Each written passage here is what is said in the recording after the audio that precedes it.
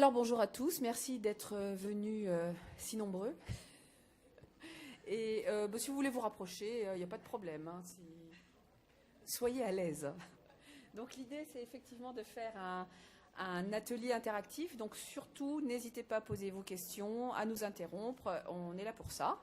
Et donc je voulais au nom de la FMC remercier Juliette Fouché qui est donc hépatologue à Bordeaux, qui s'occupe principalement et quasiment exclusivement d'hépatite C, voire un peu d'hépatite B de temps en temps, ça peut aller jusque-là.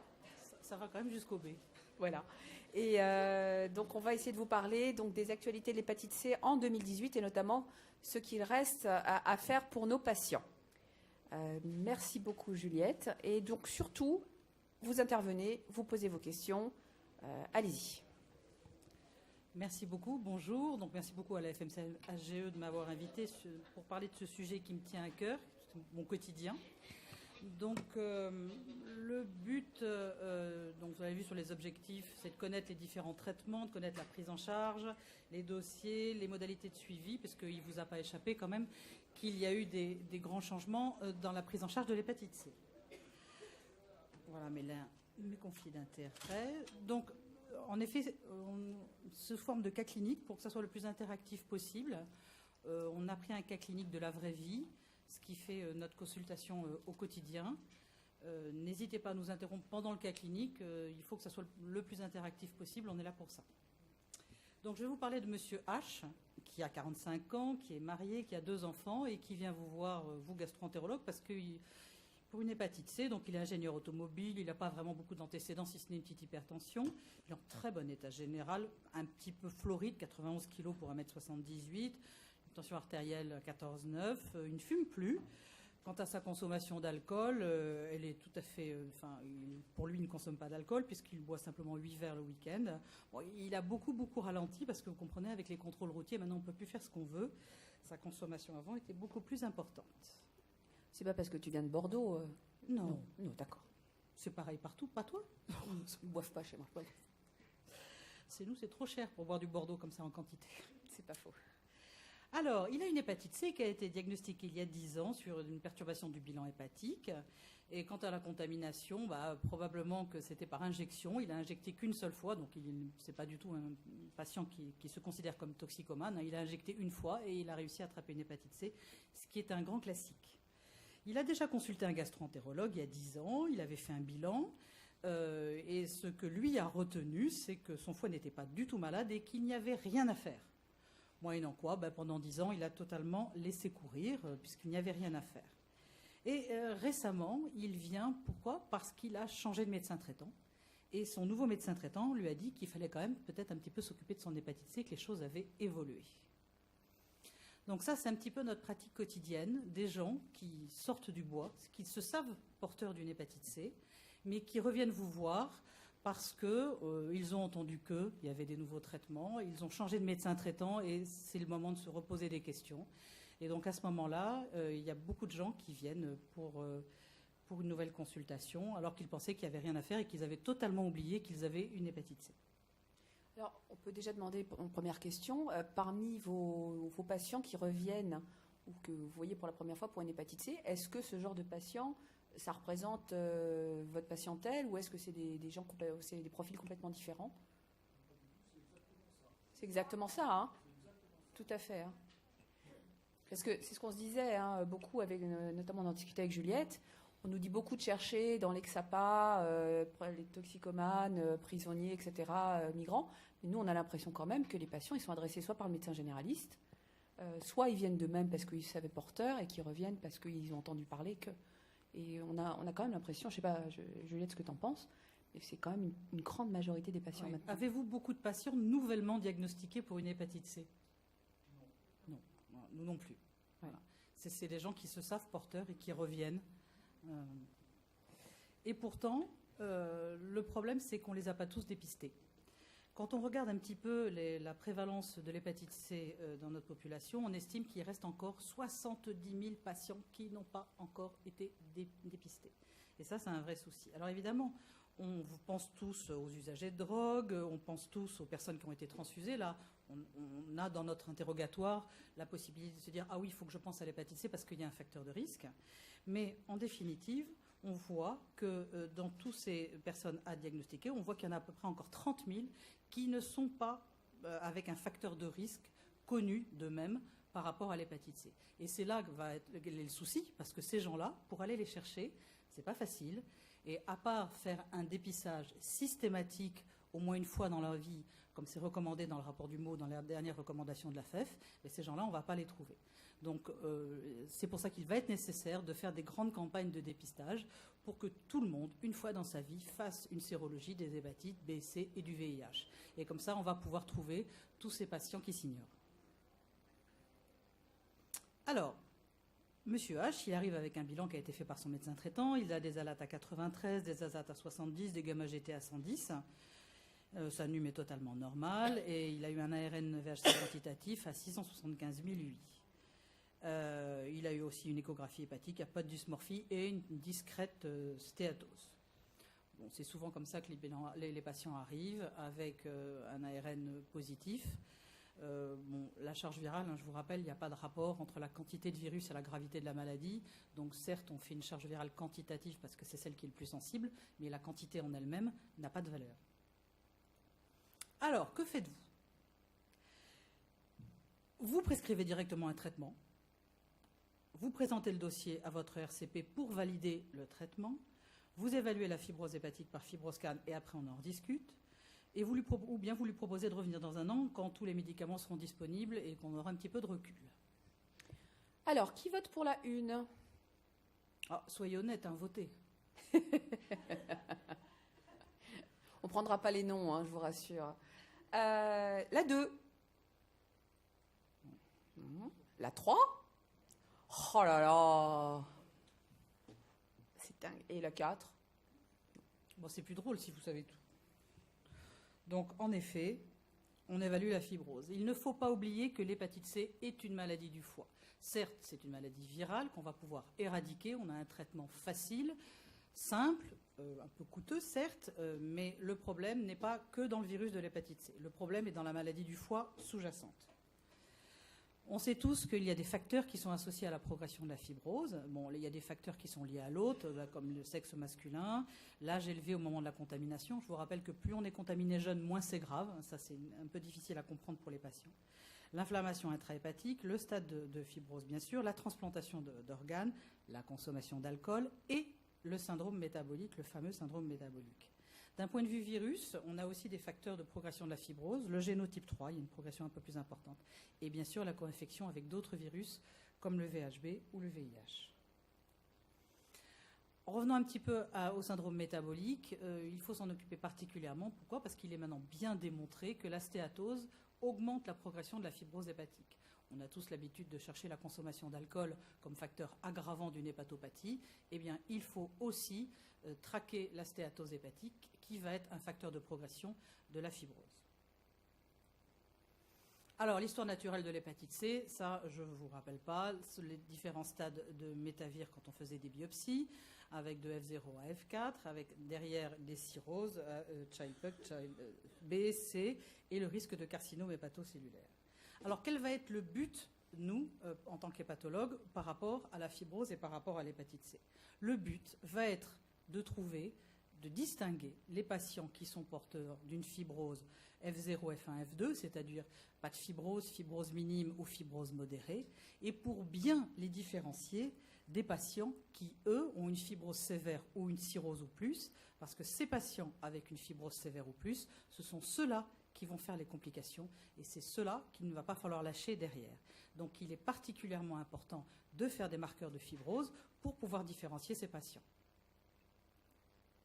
Alors, comment est-ce qu'on va pouvoir évaluer la fibrose? On a plusieurs moyens à notre disposition. Dans les dernières recommandations de la FEF, on utilise le fibroscan, le fibrotest ou le fibromètre. Et ça va nous permettre d'écarter le diagnostic de maladie hépatique sévère. Alors maintenant, il y a des seuils qui sont admis. On sait que si on a un fibroscan supérieur à 10, un fibrotest supérieur à 0,58 ou un fibromètre supérieur à 0,78, eh bien là, il y a une fibrose sévère, voire une cirrhose. Et donc, dans ces cas-là, on a un risque de maladie qui va se compliquer au niveau du foie. Et ces patients-là ne sont pas des patients où il va falloir juste traiter le virus et les laisser après dans la nature. Elle est hyper importante finalement cette diapo, parce que c'est quand même des choses un peu nouvelles, hein, notamment sur le seuil de fibroscan, parce qu'on a tous le fibroscan entre 12 et 14 pour la cirrhose, mais finalement là la barre est beaucoup plus basse, hein, elle est à 10 pour englober les fibroses F3, ouais. C'est ça? Comme tous les seuils, un seuil a été fabriqué artificiellement par des statistiques. Il est clair que quand vous avez un patient qui a 9,9 de fibroscan ou un patient qui a 10,1, vous ne pouvez pas lâcher celui qui a 9,9 en disant « je suis tranquille, je suis en dessous du seuil ». Non, le fibroscan, c'est un examen qui est un peu dynamique, le patient est son propre témoin, il va falloir se servir de ça et bien sûr l'interpréter. C'est là où les hépatogastro ont tout leur rôle dans l'interprétation des marqueurs de fibrose. Vous savez interpréter des marqueurs de fibrose. Donc, il faut savoir le faire pour pouvoir juger si un patient est à risque ou pas. Et si un patient, si vous avez le moindre doute, il faut considérer qu'il y a de la fibrose et donc s'occuper de la maladie hépatique en plus de s'occuper de la maladie virale. J'allais dire, la maladie virale, c'est plus un souci. Hein. Non. Dans 8 semaines ou 8 ou 12 semaines, il sera guéri. Le problème n'est pas là. Le donc problème, c'est la maladie hépatique. Finalement, derrière. Tu nous dis, il faut voir au pire, quoi. Toujours prendre la situation pire par rapport à la fibrose. Oui. Oui, oui, tout à fait. Quelle est votre pratique par rapport à ça? Qu'est-ce que vous utilisez comme test? Les deux. Et vous avez accès facilement au fibroscan? Oui. Alors, est-ce qu'un seul test suffit? Alors, un seul test suffit. C'est vrai que là, j'arrive d'une mauvaise école, puisque j'arrive de Bordeaux, où on a démontré que ce qui était vraiment bien, c'est d'en faire deux et qu'ils soient concordants. Mais c'est vrai qu'au final, un seul test suffit. Alors après, il n'est pas interdit de réfléchir. C'est-à-dire que si le fibroscan vous sort une mesure qui vous paraît complètement inadéquate avec la clinique, on n'est pas obligé de la croire sur parole et on peut toujours se laisser un peu de temps et refaire le fibroscan. Tu es d'accord? De toute façon, tous les tests doivent d'abord être interprétés en fonction du résultat. Il y a des faux positifs, il y a des faux négatifs, donc, et dans tous les tests, hein, que ce soit le fibroscan ou que ce soit les marqueurs sanguins. Donc d'abord, la première des choses, c'est de savoir critiquer le test que vous avez.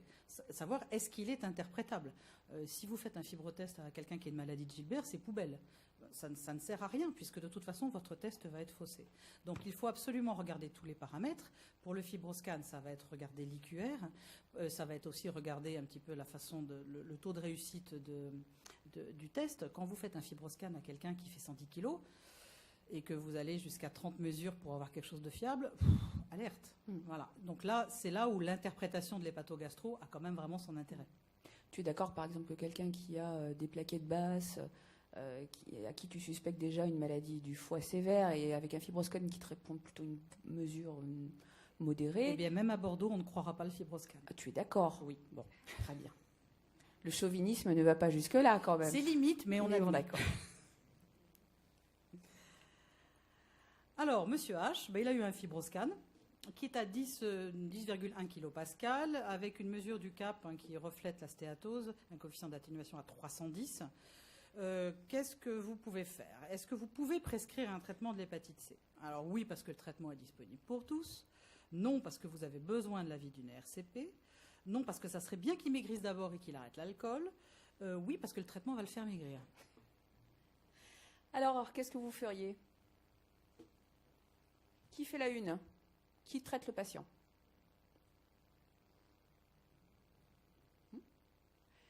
Qui voudrait l'envoyer en RCP d'abord? Alors, qui lui demande de maigrir et d'arrêter l'alcool?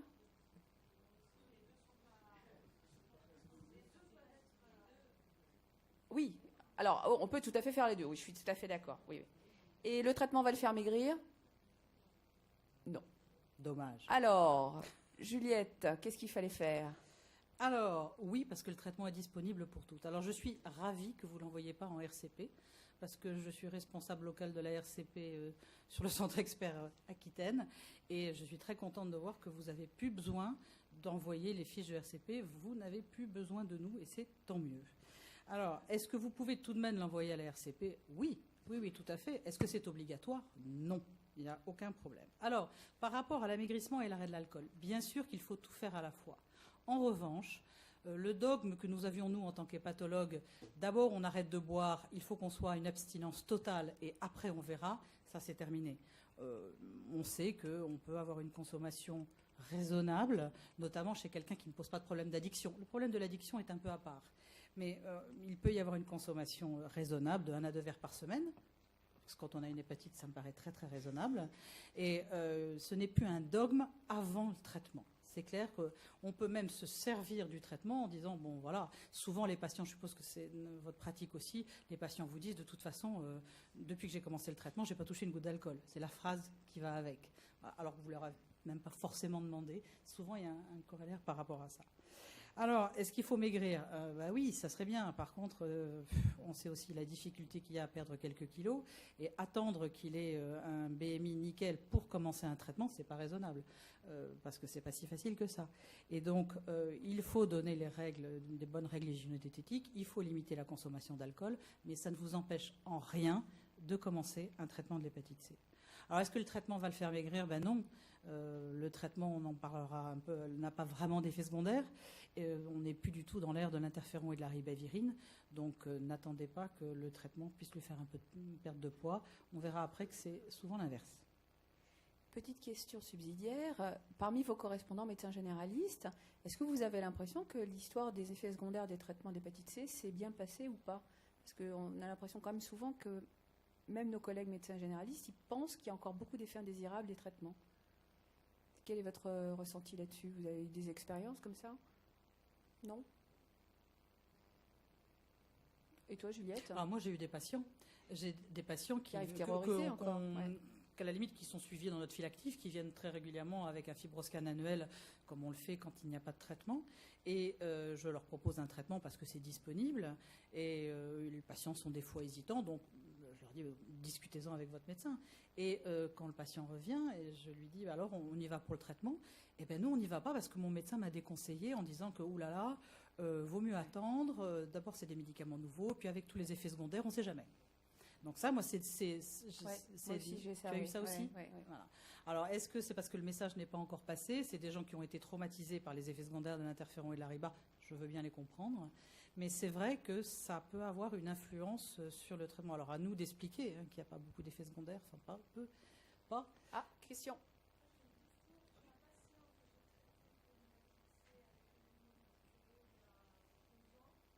Un micro, s'il vous plaît.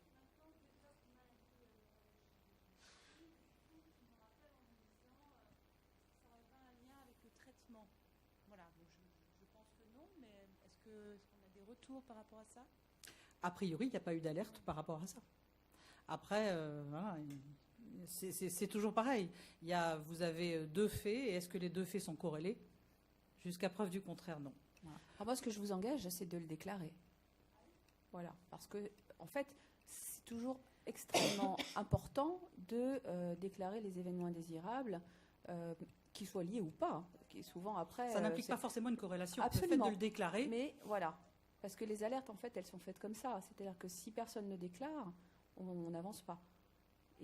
Mais certainement qu'il n'y a aucun lien, probablement aucun, mais déclarez-le en effet indésirable. En plus, c'est toujours bien vu de déclarer. Ça veut dire qu'on fait attention.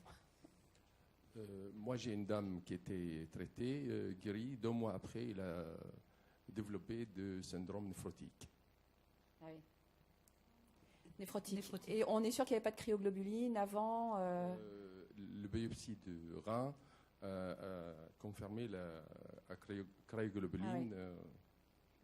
Alors là, c'est un petit peu difficile. Enfin, je ne sais pas ce que tu en penses, Juliette.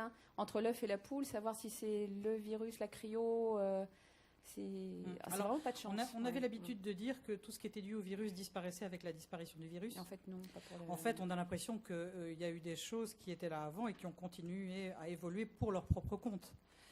Après, c'est très très difficile de faire la part des choses. Est-ce que c'est les virus ou est-ce que les traitements? Alors là, pour le coup, si c'est l'hépatite, si c'est la cryo, c'est quand même plus le virus. Oui. Mais Après, il faut savoir aussi, par rapport au taux de cryo, tout taux de cryo n'implique pas forcément... moi, j'ai appris de mes internistes qu'une cryo inférieure à 100, il fallait se méfier, qu'en général, ça ne parlait pas. Donc, il y a souvent plein de petites cryos qui traînent et qui ne sont pas forcément responsables. Mais c'est très, très difficile de répondre à cette question. Par rapport, par contre, à l'implication du traitement, là aussi, j'y crois pas. Déclarez-le. Je ne pense pas qu'il y ait une corrélation. De toute façon, c'est en déclarant qu'on aura les résultats. Je ne veux pas dévier la discussion, mais quel est le traitement? Parce que moi, je suis en face de ce malade. Je ne sais pas quoi faire. alors, le problème de la prise en charge du traitement néphrotique, c'est que du syndrome néphrotique, c'est une prise en charge qui est hautement néphrologique et qui est vraiment dépendante du néphrologue. Mais il n'y a pas grand-chose à faire en dehors des anti-hypertenseurs, etc. Après, nous, ce qu'on faisait quand c'était lié à la cryo, c'est qu'on traitait l'hépatite C. Là, Et après, on passe la main. On a Voilà. commencé J'ai fait le boulot. de stéroïdes. Oui. La dame c'est le a traitement de développé- base. Oui. Et Il a- c'est... Voilà. Il n'a pas amélioré. Alors après, ils vont aux immunosuppresseurs assez facilement. Voilà. Tacrolimus Ouais. n'a pas amélioré. Ouais, bah, c'est mal barré. On a arrêté. Non, c'est vraiment dommage. Et je ne sais pas quoi faire. Il a un Et le néphrologue, il en pense quoi? Il faut commencer à une troisième ligne Oui. de traitement. et, Immunosuppresseur, ouais. c'est difficile. Et elle est guérie pour son hépatite. Mais il est F4. Aïe, aïe, aïe. Il y a des patients qui sont extrêmement sévères, dont on ne se sort pas facilement. Mais en fait, Et- ça illustre assez bien le fait que finalement, traiter le virus, c'est pas le plus dur. Le plus dur, c'est traiter le patient dans sa globalité avec ses maladies associées. Ouais. Le traitement est bien passé. Voilà. Alors l'autre chose aussi qu'on peut retenir de cette histoire, c'est que le traitement, c'est pas non plus c'est pas un miracle absolu dans le sens où Non. ça n'enlève pas toutes les séquelles Et d'ailleurs, du virus. Je pense d'ailleurs qu'il voilà. faut prévenir vos patients. Les patients arrivent avec des symptômes qu'ils rapportent à l'hépatite C parce que ça fait 20 ans qu'on leur dit « Ah, ça c'est votre hépatite », parce que c'est assez pratique de se cacher derrière une maladie, voilà. Et vous les guérissez de l'hépatite et les symptômes restent. Et là, il faut se poser la question de savoir si en effet les symptômes ne sont pas dus à autre chose. Il faut les prévenir que tous les symptômes du monde qu'ils ressentaient ne sont peut-être pas dus à l'hépatite C et ne vont peut-être pas partir avec la guérison de l'hépatite C. La guérison de l'hépatite C va faire disparaître ce qui est dû actuellement au virus de l'hépatite C. Alors, RCP ou pas RCP? Eh bien, depuis avril 2017, la RCP n'est plus obligatoire, sauf, il y a quand même des cas particuliers, sauf pour les patients qui ont une cirrhose grave, qui ont une co-infection VIH-VHB, qui ont un antécédent de CHC, qui sont en pré-post-transplantation hépatique, qui sont en échec, bien sûr, des traitements antiviraux, les insuffisants rénaux, les dialysés, les transplantés rénaux, et dont l'état de santé peut interférer avec le traitement de l'hépatite C. Donc, en gros, pour tous les patients qui n'ont pas de maladie sévère associée, il n'est pas nécessaire de présenter un dossier en RCP. Donc, vous pouvez absolument débuter un traitement sans l'avis de la RCP. Vous pouvez aussi vous servir de la RCP si vous le souhaitez pour avoir un conseil sur un éventuel traitement. Mais en tout cas, cet avis n'est absolument pas obligatoire. Vous pouvez très bien vous passer de nous. Et c'est quoi une cirrhose grave, Juliette? Alors, là aussi, je pense que vous avez l'habitude de suivre vos patients. Vous voyez un patient cirrhotique qui est équilibré depuis 10 ans, qui n'a jamais fait de décompensation, qui n'a pas d'insuffisance hépatocellulaire, qui a des plaquettes à 200 000. Certes, il a une cirrhose histologique, mais il va très bien et son bilan est très bien. Eh bien ça, c'est une cirrhose que vous pouvez traiter tout seul, vous n'avez pas besoin de nous. Bon, en revanche, quand vous sentez que les plaquettes commencent à baisser, que, alors bien sûr, s'il est Child-Pugh B ou C, là, la question ne se pose pas, mais un patient dont vous sentez qu'il y a une certaine fragilité et des comorbidités qui vont pouvoir interférer avec cette cirrhose, là, attention, il peut y avoir un risque de décompensation, il vaut mieux être un petit peu prudent et à ce moment-là, vérifier notamment par rapport au traitement que vous pouvez utiliser. Alors, est-ce que vous envoyez encore tous vos patients en RCP ou est-ce que ça y est, vous avez sauté le pas et vous prescrivez directement? Directement? Qui envoie encore en RCP pour tout? Pour rien? Bon, oui, c'est un peu ce que vous avez dû ressentir, non? Un allègement considérable de la charge? Considérable et bienvenu. Oui, c'est ça. Alors, vous voyez aussi qu'il y a une ligne qui est particulièrement importante, c'est la ligne des échecs des traitements antiviraux. On le voit après, ces traitements ont quand même une efficacité remarquable. Il y a un certain pourcentage d'échecs, même s'il est faible. Et là, pour ces patients, là, il faut réfléchir, parce qu'on n'a pas non plus 25 lignes derrière, et il faut savoir ce qu'on fait, et il vaut mieux passer le patient à RCP. Alors, si vous avez besoin de les utiliser, vous pouvez utiliser les fiches de RCP qui sont déjà existantes. Je vous ai mis d'un côté celle de la FEF et là celle du CREG. Alors, il n'y a pas que les RCP des CHU, donc il y a des RCP dans le privé, il y a des RCP dans les hôpitaux généraux. Donc, vous avez l'habitude de travailler avec vos correspondants, mais c'est très bien. Il n'y a aucun souci, vous n'avez pas forcément besoin d'institutionnel par rapport à ça. Les RCP reprennent exactement les mêmes choses. On a la raison de la présentation en RCP, on a un minimum par rapport à l'évaluation de la fibrose et sur la cirrhose, et là on a l'historique des traitements précédents s'il y en a eu. Et là la réponse, c'est la même chose dans la fiche du CREG, on demande exactement les mêmes choses. Alors il y a quelque chose de particulièrement important, c'est cette case-là, qui sont les traitements en cours. On ne peut pas rendre un avis de RCP si nous n'avons pas les médicaments associés. Et parce que les médicaments associés, ça va donner donc des interactions et ça va permettre d'orienter le traitement. Donc, quand les traitements en cours, s'il n'y en a pas, même s'il n'y en a pas, il faut le mettre, c'est-à-dire traitement en cours 0. Comme ça, on sait que ce n'est pas que la case n'a pas été remplie, c'est qu'il n'y a pas de traitement en cours. Parce que les gens qui n'ont pas de traitement en cours, je pense que ça c'est votre expérience aussi, il y en a quand même excessivement peu. Même si ce ne sont pas des traitements lourds ou des traitements embêtants, les patients qui prennent 0 médicament, il y en a quand même assez peu. Alors, par expérience, c'est vrai que quand on demande aux patients s'ils ont un traitement, ils vous répondent non. Et quand ils viennent commencer le traitement avec l'infirmière, tout d'un coup, ils sortent une liste de médicaments incroyable. Et parce que pour eux, ils considèrent que le traitement de la prostate, de l'hypertension artérielle, de toute façon, ils n'ont pas de tension. Non. Ils n'ont pas de tension puisqu'ils ont un traitement. Donc la question, c'est vous. Est-ce que vous avez de l'hypertension ? Non. Non. Non. Bah Mais non. vous avez un traitement ? Oui, mais oui, l'hypertension. Donc effectivement, ils sont traités. pareil donc, pour le cholestérol. Et là, ça change tout. Il y a l'infirmière qui appelle en disant, dites donc, t'aurais pas oublié d'interroger ton patient des fois, parce que jamais. Donc faut vraiment C'est pour ça que des fois c'est pas mal d'avoir un deuxième passage derrière qui récupère pas mal de choses. Et puis il faut leur poser vraiment la question et puis leur faire un interrogatoire très important, parce que le problème de ces interactions médicamenteuses, c'est qu'il y a des interactions de médicaments qui vont diminuer l'efficacité des antiviraux directs, ça c'est quand même un petit peu embêtant, mais il y a également des médicaments qui vont potentialiser, les antiviraux directs vont potentialiser certains autres médicaments.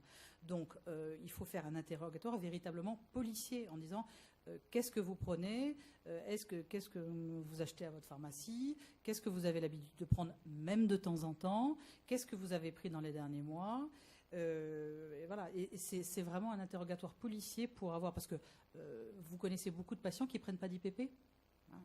L'IPP, ce n'est pas un traitement, pour eux c'est là-bas, c'est en vente libre. D'abord pour eux, ce qui est en vente libre n'est pas un traitement. Voilà. Parce que c'est pas une prescription. Juste les IPP, qu'est-ce que tu en fais ? Tu arrêtes toi ou tu les continues ? Qu'est-ce que tu fais ? Ça dépend du médicament que j'utilise. Ah oui. Voilà. C'est pour ça que j'ai besoin de savoir quel médicament dans ma fiche de RCP, parce qu'il y en a où je suis obligée de décaler la prise, d'autres où ça ne pose pas de problème, mais ça peut influer.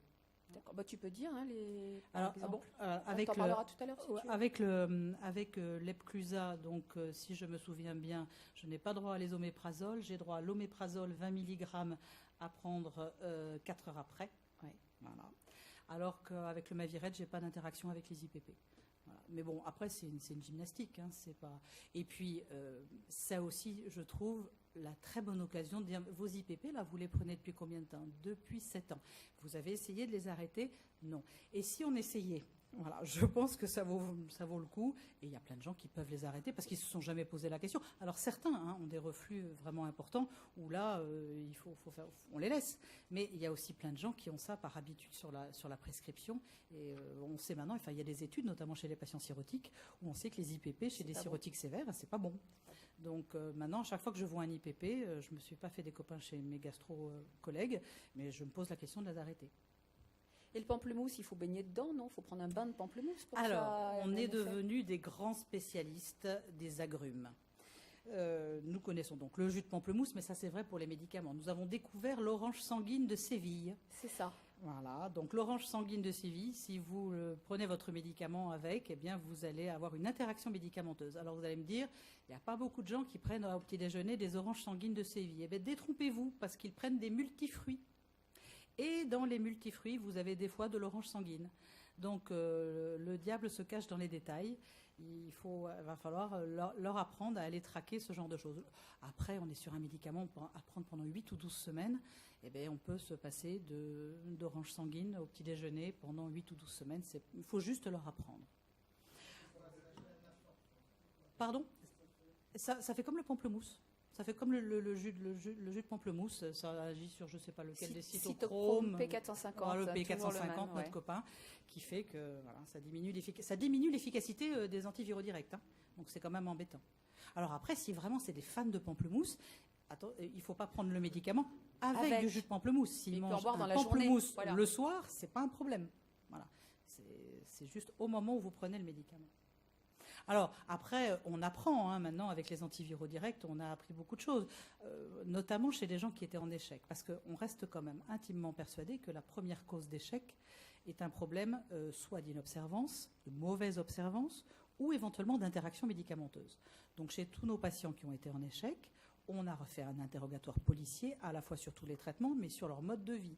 Et c'est comme ça qu'on a vu apparaître un patient qui nous a dit oui, c'est vrai qu'en même temps que j'ai commencé le traitement, j'avais lu dans un article, Femme Actuelle ou Santé Magazine, il y a plein d'articles comme ça, sur l'intérêt de l'argile.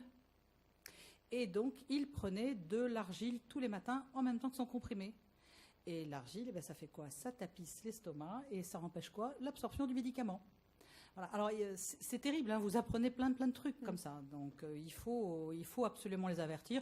Alors maintenant, je trouvais ce que je pensais être la solution, c'est je leur dis de toute façon, vous avez un médicament qui est très cher.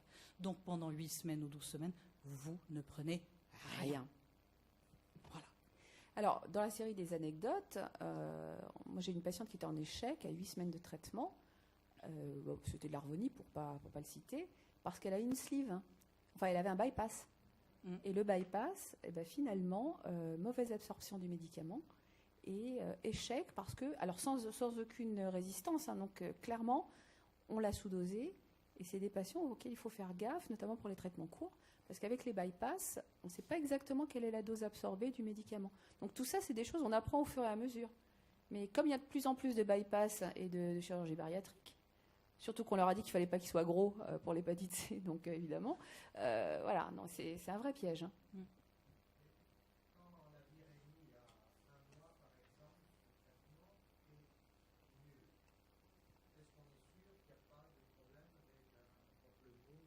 IPP ou n'importe quoi. Qu'est-ce que vous appelez nul ? C'est-à-dire nul, nul, c'est-à-dire qu'elle n'a pas bougé ou nul qu'elle est à zéro ? Indétectable, zéro. Alors, on y reviendra un petit peu après. Parce que la question était, fallait-il la faire ? C'est ça ça la question. On verra un petit peu après.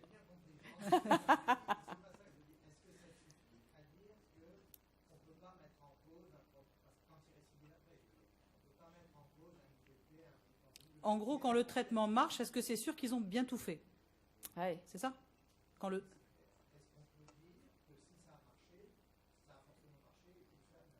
Non. Ouais. Non, parce que tous les patients en échec, on va le voir un peu après, c'est des patients chez qui ça a marché pendant. Parce qu'à la limite, ce qu'il faudrait voir, c'est le dosage du médicament, plus que la virémie. C'est comme ça qu'on saurait si c'était bien absorbé ou pas. Et c'est beaucoup plus compliqué. Pour tous les AAD. Oui, tous. Il n'y a pas de médicament parfait. Vous pouvez y aller les yeux fermés. Alors après, il y a les interactions, mais il y a aussi les interactions familiales. Là aussi, après l'histoire de l'argile, nous avons eu l'histoire du chien qui s'est jeté sur la boîte et qui a détruit la boîte. Non, mais faut penser à tout. Donc, avant de commencer un traitement, il faut tout prévoir. Museler le chien, tu veux dire ? Non, mais ça me fait rire à chaque fois maintenant que je démarre, puisque j'ai d'abord rajouté le pamplemousse, l'orange sanguine, ok. J'ai rajouté l'argile, et maintenant je rajoute le chien en disant faites attention, le médicament est un peu cher, ne laissez pas le chien manger la boîte. Oui. Moi, j'ai eu un jetage sur un grand ménage. La femme a fait le ménage à la maison, elle a acheté la boîte de comprimés. Dommage. Alors, si on revient au traitement, qu'est-ce qu'il va falloir qu'on fasse par rapport à ce traitement qui est si facile? Il y a quand même un minimum à faire. Donc, là aussi, ce sont les recommandations de la FEF. Il faut bien sûr vérifier la charge virale du VHC. On vérifie la sérologie de l'hépatite B et la sérologie VIH. Ça, c'est la base. L'anum, les plaquettes, un bilan hépatique, on vérifie le rein, l'albumine, le TP, l'INR, là aussi on est dans le très très classique, et on fait donc une évaluation de la fibrose hépatique par fibroscan, fibrotest ou fibromètre. Ça c'est avant de commencer. Une fois que vous avez tout ça, est-ce qu'il faut le génotype? Ah ah. Ah ah. Est-ce que ça va changer votre traitement? Alors Juliette, est-ce que tu as arrêté de faire des génotypes? Non. Mais est-ce qu'il faudrait qu'on arrête de faire des génotypages? Alors, je pense qu'on peut arrêter de faire des génotypages. Ce n'est pas utile en fonction du traitement que vous allez utiliser. Si vous utilisez un traitement pangénotypique, eh bien, le résultat du génotypage n'est pas obligatoire. Alors, si je suis très très honnête, je continue d'abord parce que souvent les patients arrivent avec le génotype ou alors ils sont déjà connus et j'ai le génotype et je n'ai même pas à me poser la question. Je m'en sers également chez les usagers de drogue. Oui. Parce que je sais qu'il y a potentiellement, même s'il est faible, un risque de recontamination. Et donc, je veux savoir d'où je pars pour savoir si le deuxième virus, c'est le même ou pas. Voilà. Donc, j'ai pris des mauvaises habitudes par rapport à ça. Mais en pratique, vous n'êtes pas du tout obligé d'avoir un génotype VHC pour commencer le traitement. Donc, si on résume, c'est pas une faute de le faire et c'est pas du tout une faute de ne pas le faire. Exactement. C'est comme ça vous arrange. Oui. Si une cirrhose, par exemple, une cirrhose est peut-être à la limite de la cirrhose avancée, auquel cas vous ne pouvez pas utiliser tous les traitements. Alors, c'est par exemple pour les child B, vous voulez dire? Oui. Ça change rien. Oui, mais ça change rien parce qu'en fait, si, enfin, Juliette, on va voir après. On va essayer de vous répondre à votre question. Alors, Monsieur H, eh bien justement, il va débuter un traitement. Qu'est-ce que vous allez lui prescrire? Harvoni 8, Mavirette 8, Epclusa 12, Zépatier 12. Qu'est-ce que vous pouvez lui prescrire? Qui Harvoni 8? Personne? Mavirette 8, Epclusa 12, Zépatier 12. C'est un peu partagé. On a son génotype ou pas, lui? Non. Non, bah non. Hein. Non. Ah. Non, on n'a pas son génotype. Alors ça veut dire quoi déjà si tu n'as pas le génotype? Eh ben, ça veut dire que si je n'ai pas le génotype, je n'ai pas le choix, j'en ai plus que 2. J'ai le Mavirette 8 ou l'Epclusa 12. Si je n'ai pas le génotype, il faut que j'utilise les traitements pangénotypiques. Et l'Harvoni et le Zépatier ne sont pas des traitements pangénotypiques. Alors, ça c'est bien, c'est qu'on a fini de voir ces diapositives dans les topos sur l'hépatite C. Je vous en mets quand même une de chaque pour vous convaincre. C'est la dernière fois. C'est la dernière fois. Juste pour vous dire, ben voilà, ça marche. Hein. Vous regardez juste les chiffres qui sont en haut. Ça, c'est les résultats poulés d'Astral, les études avec l'Epclusa 12 semaines. Et vous voyez, nous oscillons. Alors, 95 pour le G3, mais on est entre 98 et 100% de guérison. Pareil, hein, pas de problème chez le petit copain Mavirette. Eh bien, 8 ou 12 semaines de Mavirette chez des patients génotypes 1 et 6. Là, vous avez les différents génotypes.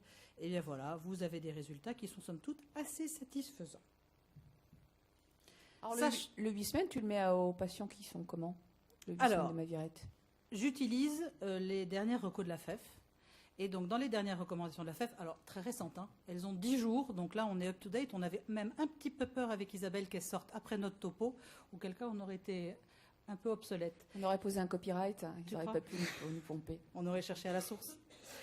Alors, donc voilà, maintenant, avec les traitements pangénotypiques, donc si vous utilisez le Mavirette 8 semaines ou l'Epclusa 12 semaines, pour tous les patients naïfs, non cirrhotiques, tout génotype. Donc, en gros, vous avez un patient qui n'a pas de cirrhose et qui n'a jamais eu de traitement, vous n'avez pas à vous poser de questions, vous n'avez pas besoin du génotype, 8 semaines, 12 semaines, allez-y, c'est bon. Alors, Petit détail, en effet, chez le patient cirrhotique, là, il faudra faire attention parce que dans le Maviret, il ne faudra pas oublier de passer à 12 semaines. Voilà. Donc voilà la réponse à votre question, c'est que en effet chez le patient cirrhotique, vous avez juste besoin de savoir si le patient est cirrhotique ou pas, même sans le génotype. Voilà. Donc 8 ou 12 de Maviret, 12 en Epclusa, et là vous êtes sûr de ne pas faire d'erreur. Alors si vous utilisez le Maviret, attention, dans le patient génotype 3 pré-traité, là il faudra que vous alliez à 16 semaines, et chez les patients pré-traités cirrhotiques, là aussi 12 semaines. Donc, mais le plus important, le plus gros pool de nos patients actuellement, ce sont des patients naïfs, non cirrhotiques. Et là, les choses sont très faciles. Donc finalement, 2 médicaments, c'est pas mal. Oui. On n'est pas sûr. On n'est pas en surchauffe. On va arriver à le retenir. La surchauffe du cerveau ne nous guette pas, ça va aller. Non. On enlève le génotype et il nous reste 2 molécules. Ça y est, ça s'est vraiment simplifié. D'accord. Alors, bien sûr, vous pouvez encore utiliser des stratégies non pangénotypiques. Il reste 2 autres médicaments, l'Arvoni, j'avais une erreur, et le Zépatier. Et donc l'Arvoni, il est utilisable dans les génotypes 1 non cirrhotiques et le Zépatier dans les génotypes 1 et 4. Alors attention, dans le génotype 1A, il vous faut la charge virale. Bon, ces stratégies ne sont pas vraiment à privilégier parce qu'il faut aussi avoir envie d'aller chercher des ennuis. Il vous faut le génotype, il vous faut la charge virale. Voilà, honnêtement, pourquoi faire compliqué quand on peut faire simple? Alors, Monsieur H, il repart avec une ordonnance de Maviret ou d'Epclusa, ça marche exactement pareil pour la suite du cas clinique. Quelle surveillance allez-vous faire? Alors, je vous propose de le voir en consultation avec un bilan sanguin toutes les 4 semaines pendant le traitement et puis 12 et 48 semaines après l'arrêt du traitement avec un fibroscan à la fin. Ou bien, je vous propose une consultation et un bilan simplement 12 et 48 semaines après la fin du traitement. Je vous propose une consultation et un bilan juste 12 semaines après la fin du traitement. Ou bien consultation et bilan 12 semaines après l'arrêt, 48 semaines après l'arrêt et un petit fibroscan. Qu'est-ce que vous faites? Alors, qui ferait la une? Qui c'est qui le voit régulièrement avec PCR et tout le tralala? Non, c'est un bilan sanguin. Donc, bilan sanguin, on peut dire si bilan sanguin. Hein. Oui, c'était PCR. Oui. C'était un ARN. D'accord. Donc, personne pour la une? Si, il y a 2, 3 personnes. Consultation bilan, 12-48 semaines, c'est-à-dire quand c'est la version très light. Personne? Vous n'êtes pas light. Non. Consultation et bilan 12 semaines après l'arrêt. Encore plus light.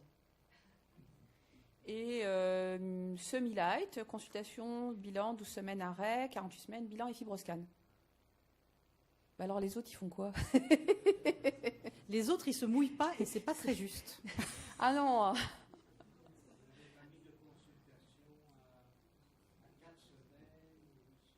Ah si, consultation et bilan toutes les 4 semaines pendant le traitement, puis 12 et 48 semaines après l'arrêt et fibroscan. Ça, c'est la totale. Ça, c'est la version ceinture, bretelle, parapluie, parachute. Ah, ça, c'est sûr que les malades, ils aiment ça. Ah oui, ça, c'est sûr. Mais votre agenda, un peu moins.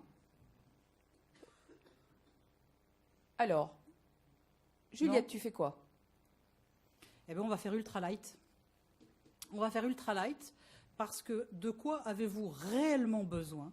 Eh bien, vous avez besoin d'une consultation avec un ARN-VHC 12 semaines après l'arrêt du traitement. Et c'est tout. Alors, vous pouvez faire plus si vous en avez envie, mais ce qui est vraiment nécessaire, c'est ça. Ça, vous ne pouvez pas vous en passer. Oui.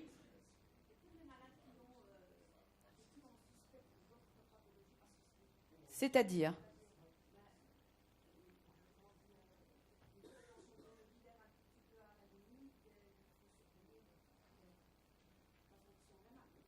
Tout à fait. Alors, dès qu'on sort du patient simple, on n'est pas dans ce cadre-là, effectivement. Un patient chez qui, par exemple, tout bêtement, un patient, par exemple, pour qui vous avez des doutes sur l'observance ou quoi que ce soit, c'est des patients que vous allez revoir très régulièrement. Il faut s'adapter à son patient.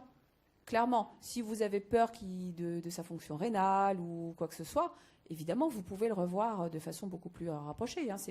Là, c'est le minimum, c'est le strict minimum. Et c'est le minimum par rapport à la maladie virale.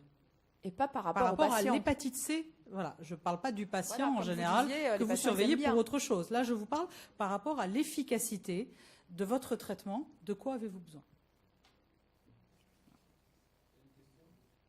Oui.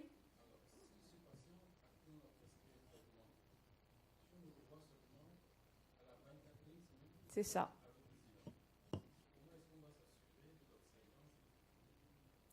Alors là, je vous parle de ce qui est indispensable. Voilà. Ça, vous ne pouvez pas vous en passer. Après, à vous de juger par rapport à votre patient ce dont vous avez, vous, besoin. Mais par rapport au traitement et à l'efficacité du traitement, si vous avez un patient cortiqué dont vous êtes sûr qu'il va prendre, qu'il est un peu obsessionnel, qu'il va tout bien prendre, qu'il est nickel, qu'il a un agenda surbooké autant que le vôtre, vous pouvez faire J0 et 24 semaines plus tard. C'est ça, c'est l'idéal. Voilà. C'est le minimum que vous devez faire. Après, à vous de juger. Voilà. Pour ma part, je rajoute des consultations, notamment le plus souvent à S4, mais je ne suis pas ni dans l'efficacité du traitement, je suis uniquement pour l'observance, pour vérifier qu'il prend bien, qu'il ne fait pas des bêtises. Voilà, mais ce n'est pas par rapport à l'efficacité de mon traitement ni à sa réussite. Voilà. C'est vraiment par rapport au patient et à l'observance. Par exemple, pour les patients qui ont notamment une toxicomanie active ou qui sont des patients un peu plus précaires, il nous arrive de les voir quasiment toutes les semaines pour la dispensation à la semaine des médicaments. On s'adapte aux patients. C'est vraiment, là, c'est le patient lambda, voilà. Oui.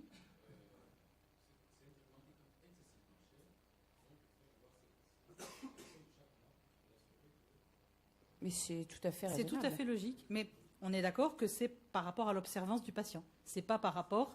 Si vous étiez sûr qu'il y avait quelqu'un qui allait lui mettre un comprimé dans la bouche tous les matins et qu'il l'avale, vous n'auriez pas besoin de le voir.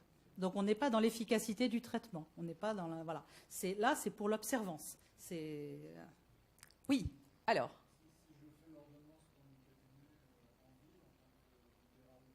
Oui. C'est bon. Ça y est. dans sa pharmacie de quartier. Depuis la semaine dernière. C'est incroyable. Ça y est. C'est fait. C'est la semaine prochaine. Voilà. Ouais, voilà. Le temps que vous fassiez l'ordonnance, ça sera fait. Voilà. Donc ça, c'est quand même un atout majeur. Alors, c'est vrai que ça a été un peu biaisé parce qu'au départ, nous, on les revoyait tous les mois parce qu'ils venaient chercher tous les mois leur traitement à l'hôpital.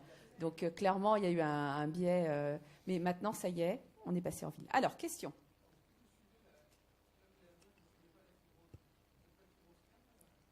Alors, là, je vous ai proposé. Je vous ai proposé, il y a 2 items avec un ça, fibroscan. c'est vous qui n'avez pas voulu le faire. Hein.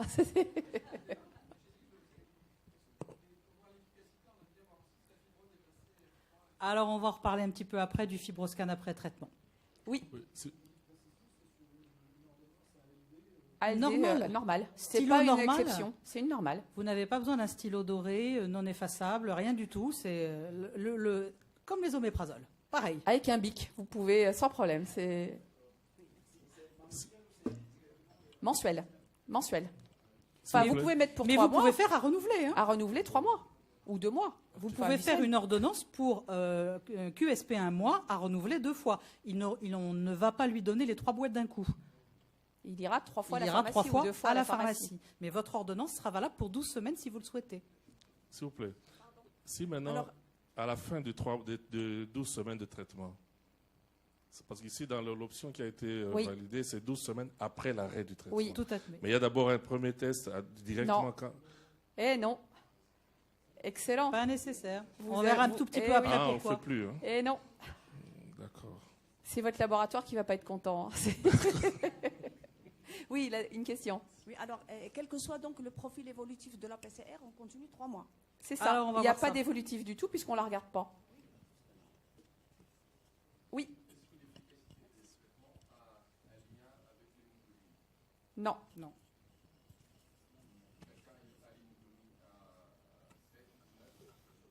Il sera juste plus fatigué. Il a juste le cancer du côlon. Mais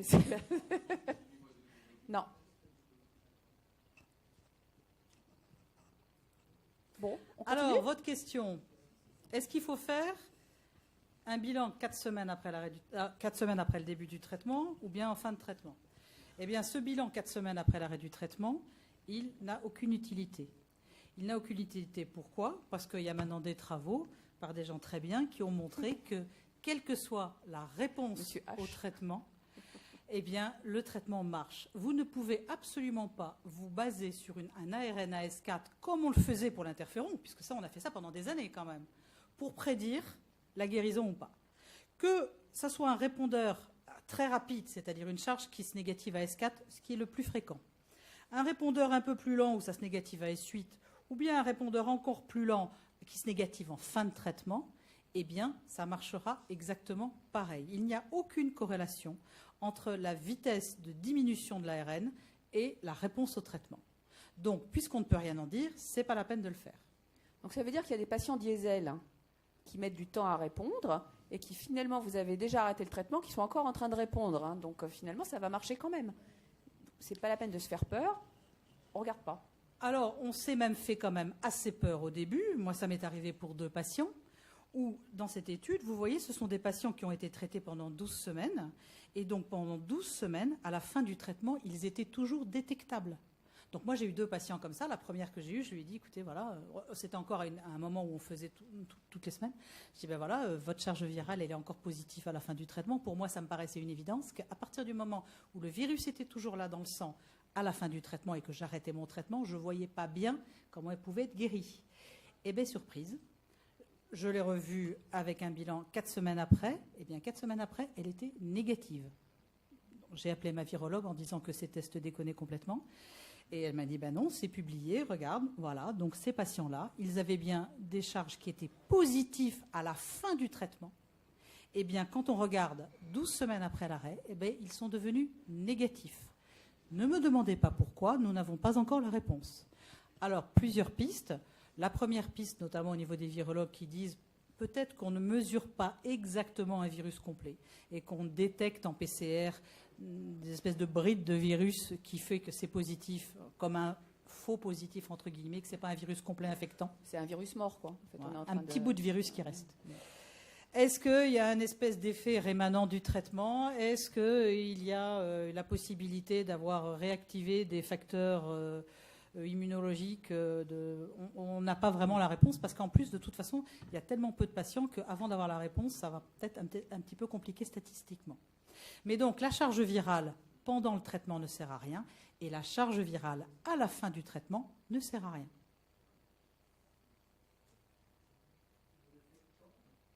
« 12 semaines après l'arrêt.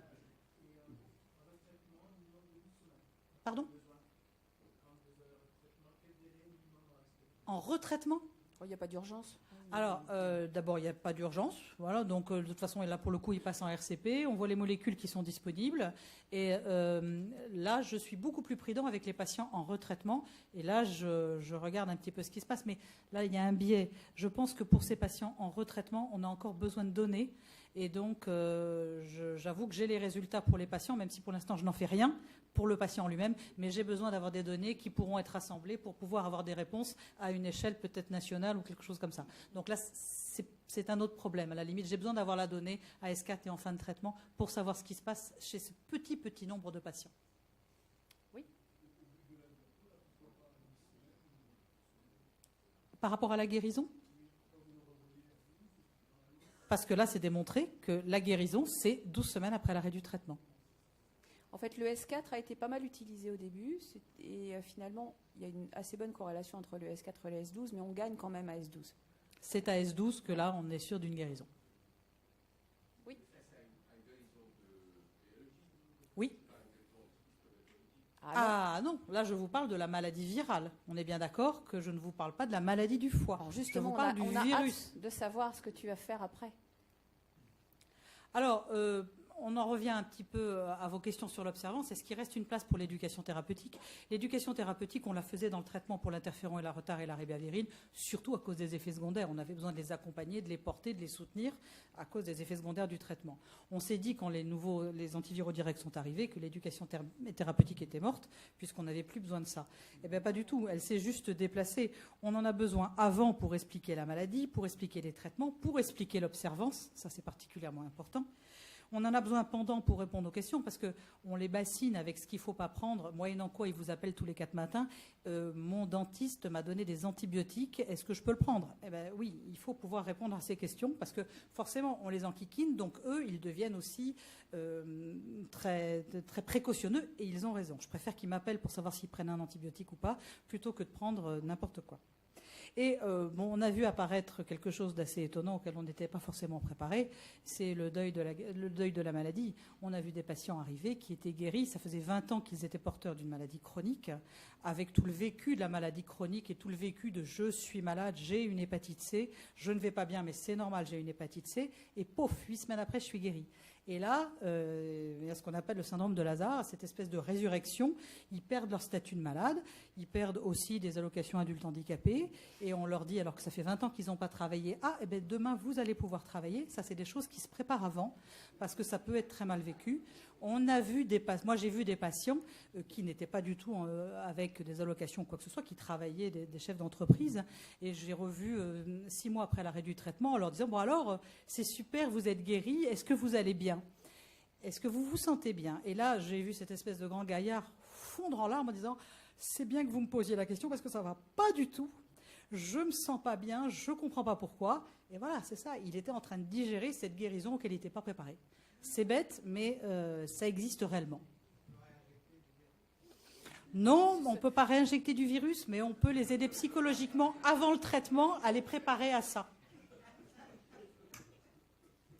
Vous savez, honnêtement, c'est des gens qui sont en difficulté par rapport à cette guérison et qui ont un véritable mal-être. Parce que je vous dis, ce gars, il allait très très bien. Alors après, il y a le problème des gens qui se sont cachés toute leur vie derrière l'hépatite C. L'échec de leur vie, c'est l'hépatite C. L'échec au boulot, l'échec du couple, l'échec de tout, c'est l'hépatite C. On leur retire l'hépatite C, c'est compliqué. C'est compliqué. Ils ont une espèce de statut de malade dans la famille. C'est pas évident. Et moi, j'ai des patients qui ne sont jamais venus chercher les résultats du traitement. Ils ont fait le traitement, ils ne sont jamais revenus voir si ça avait marché ou pas. C'est trop dur de savoir qu'on est guéri. Alors c'est une minorité, parce que la plupart du temps, ils vous sautent au cou quand même. Ils sont plutôt contents. Et l'éducation thérapeutique, voilà le lien, c'est que derrière, il y a la surveillance de la maladie du foie. Et alors ça, il ne faut pas l'oublier. Donc pendant le traitement, ce qui est nécessaire, on est d'accord, c'est le J0 et c'est le follow-up 12, c'est-à-dire 3 mois après l'arrêt du traitement. Pour le reste, c'est optionnel. C'est vous qui faites. Personne n'ira rien vous dire si vous le faites, parce que c'est vous qui gérez vos patients et vous pouvez le faire, ce n'est pas un problème. Par contre, personne ne pourra vous dire quoi que ce soit si vous ne le faites pas, parce que vous êtes tout à fait en droit de ne pas le faire. Je passe la souris. Alors, ça y est, il est guéri. Qu'est-ce qui va se passer? Eh bien donc, il y a 2 possibilités. Soit vous êtes dans le cas d'un patient sans maladie hépatique sévère, sans comorbidité, qui ne consomme pas d'alcool, qui n'a pas de syndrome métabolique, qui n'a pas de co-infection VHB, et bien dans ce cas-là, vous êtes tout à fait en droit de ne pas le surveiller et de ne plus le revoir. Vous n'avez pas besoin. Il a moins de 10 de fibroscan, on est bien d'accord. Exactement, quelqu'un qui n'a pas de maladie sévère, c'est-à-dire moins de 10 de fibroscan. En revanche, s'il existe une maladie du foie, là, il faut la surveiller. Et elle est bien sûr indispensable s'il y a une fibrose sévère avant le début du traitement, c'est-à-dire les chiffres que je vous ai dit tout à l'heure, le fibroscan supérieur à 10, s'il y a une comorbidité, s'il y a un syndrome métabolique associé, alors là, ne les lâchez pas. Mais ce n'est pas par rapport au virus, c'est par rapport à la maladie du foie sous-jacente. Parce que quand même, il y a des patients qui sont cirrhotiques. Et qu'est-ce qu'ils deviennent, ces patients cirrhotiques, quand ils sont guéris? Donc ça sort de l'étude française Sirvir. Et on voit que là, vous avez 4 cohortes de patients. Les patients en bleu, ce sont les patients guéris. Et les patients en rouge et orange, ce sont les patients qui ne sont pas guéris. Alors vous voyez bien que les patients guéris, ils vont quand même mieux que les patients qui ne sont pas guéris. Ils font beaucoup moins de complications. Mais donc là, ce sont les patients qui sont guéris et qui n'ont pas de syndrome métabolique. Ceux-là, il ne se passe rien. En revanche, Dans cette ligne-là, des patients qui sont guéris mais avec un facteur métabolique, alors là, il se passe encore des choses et il y a un risque de CHC. Donc ceux-là, il ne faut pas les lâcher. Le risque de CHC est d'autant plus présent qu'il y a un syndrome métabolique. Alors, en gros, le but dans les années à venir, ça va être de savoir quels sont les patients qu'il va falloir qu'on surveille comme le lait sur le feu et d'autres où on peut être un peu plus tranquille. Eh bien, pareil, dans la cohorte CIRVIR, eh bien, on voit qu'il faut faire particulièrement attention aux gens qui sont plus âgés, aux gens qui ont des plaquettes basses et aux gens qui ont des gamma-GT élevés. Donc là, ça c'est le signal d'alarme. Si vous avez quelqu'un de 60 ans avec une élévation des gamma-GT qui ne sont pas normales, même isolées, et des plaquettes un peu basses, alerte, celui-là, il est beaucoup plus à risque de faire une complication. Finalement, tu nous as toujours pas dit s'il fallait faire refaire le fibroscan ou pas. Eh bien non. Mon fibroscan, Dieu sait que j'y tiens au fibroscan. Eh bien non. Non, en définitive, le fibroscan n'est absolument pas recommandé dans la surveillance du patient guéri. Pourquoi ? Parce que vous l'avez tous vu, vous avez des patients cirrhotiques qui avaient 12, 13, 14 de fibroscan, vous les avez traités et ils sont tombés à 6. Et je ne sais pas si vous les avez biopsiés, nous on l'a fait, et ces patients, ils sont toujours porteurs d'une cirrhose. Donc, la diminution du fibroscan, elle est très importante en chiffres et elle n'est absolument pas corrélée à la disparition de la cirrhose. Donc le fibroscan n'est pas un bon examen après la guérison, après un traitement. Méfiez-vous du fibroscan après. Ça ne permet absolument pas d'affirmer la régression de la fibrose. Et le risque de survenue des complications, notamment du CHC, il est corrélé à la fibrose avant traitement. Donc, notez bien dans le dossier de vos patients que si le patient il avait 11 de fibroscan, même si vous le suivez au bout de 2, 3, 4 ans et que vous avez refait un fibroscan pour voir ce qui se passait, ce n'est pas celui-là qu'il faut que vous regardiez. Il a eu 10 de fibroscan une fois dans sa vie, et bien jusqu'à preuve du contraire, il doit avoir une échographie hépatique semestrielle jusqu'à ce que mort s'en suive. Et c'est là où je sors ma phrase, cirrhose un jour, cirrhose toujours. Et ça, c'est toujours vrai. Donc, ça, ce sont les recommandations de la FEF. Après une guérison, les patients sans maladie hépatique sévère, mais avec des comorbidités, doivent bénéficier d'un suivi pathologique à long terme. Alors, pour terminer quand même sur une note positive, ça, c'est une étude qui a regardé l'évaluation de la qualité de vie des patients après la guérison. Et on voit que ce soit sur les scores de physique, mentale, fatigue totale, l'activité, la productivité, nos patients, ils vont mieux. Mais ça, vous en avez l'expérience, vous l'avez tous vu avec vos patients guéris, ils vont mieux. Ils vous disent des fois, je ne sais pas pourquoi, je sens que je vais mieux. Il y a ceux qui disent, ma vie a été changée. Il y a ceux qui vous disent, j'ai l'impression d'avoir rajeuni de 20 ans. Mais ils vont mieux, ça, c'est une évidence. Donc, le but, quand même, c'est de guérir les patients pour les améliorer. Donc, Monsieur H, la fin de l'histoire, son ARN était négatif 12 semaines et 48 semaines après l'arrêt du traitement, parce qu'il y a encore quelques mois, on recommandait de faire 48 semaines après l'arrêt. Il est guéri de son hépatite C. Quand vous le revoyez, il est en pleine forme, il a juste pris 6 kilos, comme la très grande majorité de mes patients qui sont guéris. Ça, je ne sais pas si vous en avez expérience, mais moi, ils reviennent et c'est plus 5 kilos. Je n'ai pas encore d'explication. Est-ce que c'est le virus qui était là et qui faisait qu'ils ne grossissaient pas? Est-ce qu'ils se sont juste lâchés et qu'ils ont fêté ça parce qu'ils sont guéris? Je pense qu'il y a peut-être un peu des deux. Mais j'ai vraiment une grande majorité de mes patients qui, s'ils ne font pas attention, ils prennent tous du poids. Monsieur H, il a toujours une élévation isolée des gamma-GT et comme il avait un fibroscan à 11 avant le début du traitement, il a droit à une échographie hépatique semestrielle jusqu'à ce qu'on ait des recommandations et qu'on puisse trier un peu plus les patients qui sont plus à risque et moins à risque. Et puis, bien sûr, tu lui as dit de maigrir. Ah ça, toujours. Ah oui. Très bien. Et donc, c'en est fini de Monsieur H? C'en est fini de Monsieur H, je le vois tous les 6 mois. C'en est fini de l'hépatite C, alors? C'en est fini de l'hépatite C pour de vrai. Eh bien, voilà. Est-ce que vous avez des questions? Oui. Ah, vous vous êtes donné le mot... Est-ce qu'on traite? Alors, Juliette. Alors, je me pose la question avec le patient de savoir si je lui rends service. C'est-à-dire, est-ce que si je le traite et je le guéris, je vais lui apporter quelque chose? Si la réponse est oui, je traite, quel que soit l'âge. Si j'ai une dame, de 80 ans, voire de 85 ans, qui a une fibrose F2, F3 et qui me dit « ça va, oui, ça va, enfin, toujours ma fatigue », je me dis que si je la guéris, elle sera peut-être plus fatiguée et ça m'est arrivé avec des gens qui ont récupéré notamment au niveau de la fatigue. En revanche, Si j'ai quelqu'un de, pareil, 80 ans, qui pète la forme, qui n'est pas fatigué et qui n'a pas de fibrose et qui me dit « Ouf, le traitement, vous croyez vraiment qu'il faut que je le prenne ?» Je ne suis pas sûre. Parce que je ne suis pas sûre de lui apporter quelque chose. Voilà. Moi, je traiterai. Moi, je traite. Oui. Vous diminuez le risque de CHC. Oui. À condition de son état général, là aussi. C'est-à-dire, est-ce que, si elle a un CHC, est-ce que vous allez agir ? Il faut aller jusque-là. Voilà, c'est ça. Si vous découvrez un CHC, est-ce que vous allez la traiter de ce CHC ? Si c'est un petit coup de radiofréquence. Si c'est un petit coup de radiofréquence et que vous pensez qu'elle est capable, oui, j'y vais.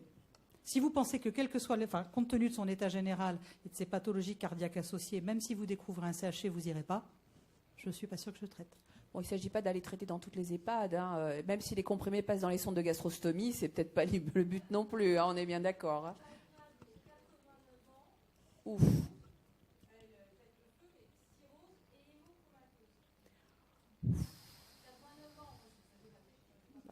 Franchement. Alors là aussi, est-ce qu'elle est demandeuse ? Alors, voilà. Peut-être pas. Ouais, peut-être Si pas. elle était très demandeuse, vous l'auriez traitée ? Peut-être. Non, mais je Oui, pense il y en que a ça qui sont dépend aussi de demandeurs, votre voilà. discussion avec le faut patient. simplement que tu lui dises qu'elle ne partage pas ses seringues avec ses voisines de chambre. C'est tout. Ni ses aiguilles pour vérifier son diabète. Oui, ça c'est peut-être C'est un plus grand logique. classique aussi, ça. Encore une question, oui. C'est-à-dire s'il rechute. Eh bien, à ce moment-là, nous discuterons son dossier en RCP pour savoir quel meilleur traitement on peut lui proposer, sachant que nous avons des traitements de deuxième ligne. Le Vosevi qui va arriver et n'aura l'AMM qu'en deuxième ligne. Le Mavirette permet aussi de rattraper énormément de traitements chez des gens qui ont déjà été traités et qui sont en échec. Donc, nous avons des possibilités. Ce qui est clair, c'est que ce soit le Mavirette ou que ce soit le Vosevi, on est à des taux de guérison qui sont supérieurs à 95% chez des patients en échec. Donc, au final, il vous restera 2% de 2% pour les échecs. Alors là, clairement, il faudra passer par la RCP. Et là, par contre, c'est une obligation de Oui. passer par la RCP. Oui. Mal de tête, Fatigue légère, peut-être un peu de nausée parfois. quelques troubles digestifs, Voilà. mais normalement rien qui gâche la vie. Alors, vous savez, on a toujours des phrases, celles qu'on sort à sa consulte. J'ai l'habitude de leur dire, rien qui vous gâche la vie, ça ne sera pas plus important que les effets secondaires que vous pourriez rencontrer lors d'un traitement antibiotique. Je ne vous garantis pas 0 effet secondaire, mais rien qui va vous gâcher la vie.